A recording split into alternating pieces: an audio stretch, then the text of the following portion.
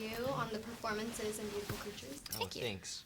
And especially you, Hansel and Gretel, witch hunters. I wanted to ask, what sort of draws you to these roles in fantasy genre? Are kind of my thing now. He only does those, Yeah. so. Yeah. No, I don't know. Yeah, it was just kind of. I actually shot Hansel and Gretel a long time ago, or not a long time ago, but well before Beautiful Creatures was ever in the picture. So it's just kind of a coincidence that they're coming out at the same time. But yeah, it's great. It's very exciting. That is kind of spooky. Yeah. And I also wanted to talk to you about Emily. Your character is really faith-filled, but not necessarily good. And you kind of see that theme throughout the movie about good versus evil. What do you think the message is that Beautiful Creatures kind of brings? One of the things I took away from it is that I just kind of had this very visceral reaction to people have this, in my opinion, people have a conscious decision to make whether they want to put love or hate out into the universe, whether they want to be light or dark. And in this movie, it kind of talks about destiny, whether you control it or whether it's, predetermined. And it just made me think a lot about the balance between the two.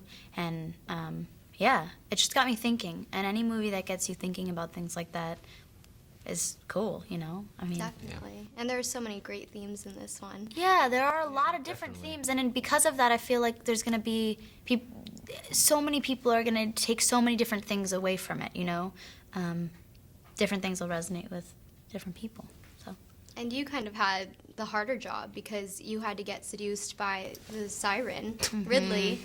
Had to make out with strange and beautiful women in alleyways.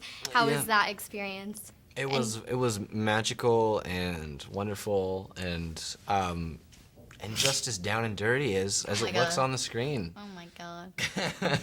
I'm gonna regret that, saying. No. I mean, Emmy's great. She's really easy to work with, and she's just very daring. And Richard kept wanting us to take it further with those scenes, and so we had a lot of fun with it. And after a while, it's like you don't even think about it. You're just like, all right, here we go again. Jump back into it. But, Another day at the office. It's a lot of fun. At the office. Also, because this series is based on the novel, it already has a really strong fan following. Did either of you feel pressured to kind of bring an accuracy to your characters? I feel like what other people think about me is none of my business, but what other people think about the character is kind of, I guess, a daunting idea. I think I didn't really honestly acknowledge. I didn't think about it. I read the books, so I knew what they wanted, and all I can say is I'm very glad I dyed my hair because they really care about hair color. They really, really care about hair color. I mean, it's hard. It's hard to. I mean, it's hard enough to kind of build the character and kind of develop that, and so I think you kind of don't really think about that when we were in the process. At least, like I wasn't even really that aware of the following, or at least I didn't think about it during the process.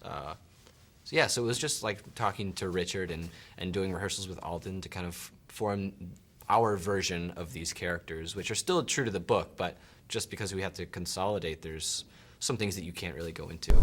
Record companies is lazy, right? So it ain't no infatuation.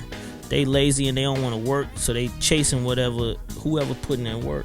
You know what I'm saying? Like, they out here looking at whatever artist got their own thing going on YouTube.